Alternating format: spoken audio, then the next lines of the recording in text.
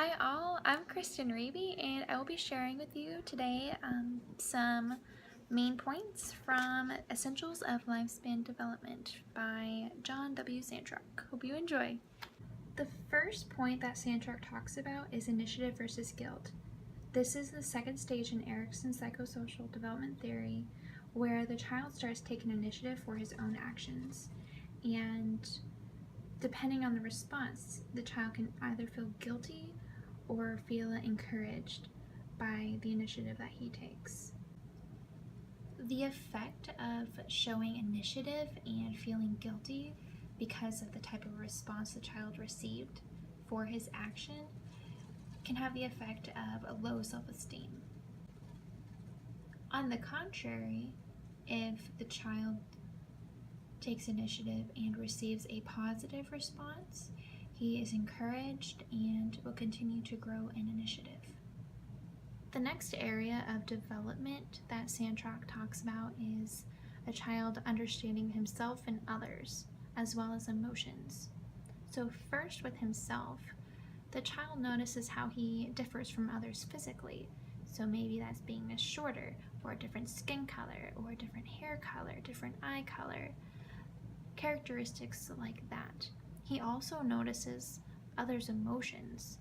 He can tell when someone is feeling sad, and he doesn't quite understand how to empathize or show compassion yet, but he does notice these things. And he also develops his emotions. The child will learn how to regulate his emotions, how to understand them, and understand how certain situations affect his emotions as well. This is all part of emotional development in the child and how he understands others around him. When I was working at camp this summer, there was a family there who had a 3-year-old, and this is right around this time of initiative versus guilt, and when he's starting to understand his emotions and other people's emotions as well. His name was Zeke. He was a cutie pie, and there was one day we were sitting at the table together, and I was feeling a little bit down, and he was just staring at me during the entire dinner, wondering what was going on. But he looked at me in such a way that he was able to understand that I wasn't feeling something that was very positive. It was actually quite sad, and he didn't try to comfort me. He just stared at me, and it was really humorous, and it made me feel better, even though he wasn't trying, so it was really cute. But that's just an example of how young children do understand others, and they haven't quite reached that empathetic level yet where they try to comfort, but this is the beginning of their emotional development. The next area of development that Sandrock talks about is moral development. In this stage of a child's life, this is when all rules are what's called heteronymous. That means that any rule given is absolute authority and they are unchangeable. There's no questioning authority. There's no maybe I can obey it and get away with it. He has a strong sense of right and wrong, and is always looking to do what's right. There's ways to encourage this, and all children are sinners. It doesn't mean they're not going to sin anymore when they're encouraged to do what's right, but there is a strong sense of morality in a young child, and a strong sense of punishment as well. He understands the fact that when you do something wrong, you do get in trouble, and there's a consequence for not doing what's right. The next area of development is gender and identity roles. This is when a young boy realizes that he is a boy. What makes him a boy? What makes him different than a female? And vice versa for a female as well. What makes her feminine? What makes her different than a gentleman? And what are these different roles? Now, they learn these roles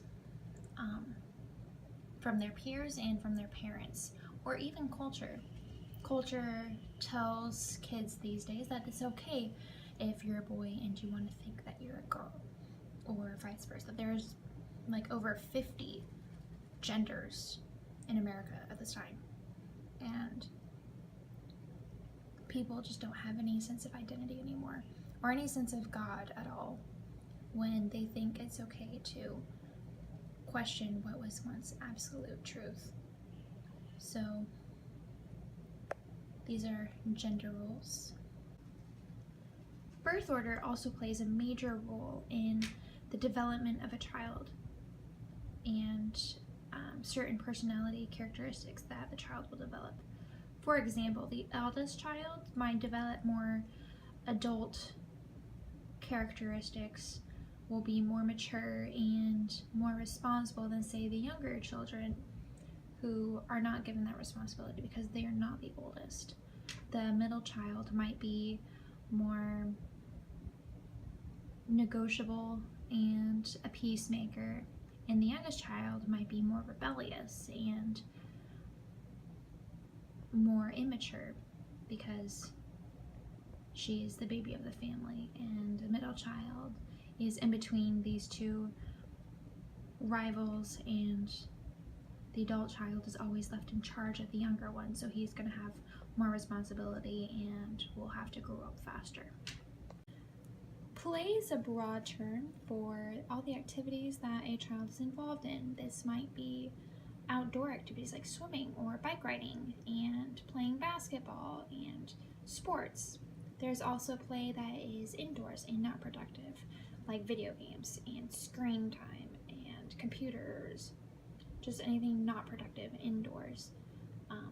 This type, the latter type of play, is harmful, and there's a lot of debate over the amount of time that children should spend in front of the TV or what types of entertainment they will be engaged in. There's reason to believe that action games, then shooter games, can harm the mental capacity and the mental health of a child. That might create violent tendencies. There's also evident research being done and debate over whether or not TV time will kill brain cells and harm a child's cognitive development. There's also reason to believe that outdoor activity can help stimulate brain activity. So this is just a very broad term to discuss all the debate that goes around and research being done to help the brain activity and cognitive development of young children. Well, those are the essential points from Chapter 6 of The Essentials of Lifespan Development by John W. Santok, and I hope you enjoyed watching. Thank you.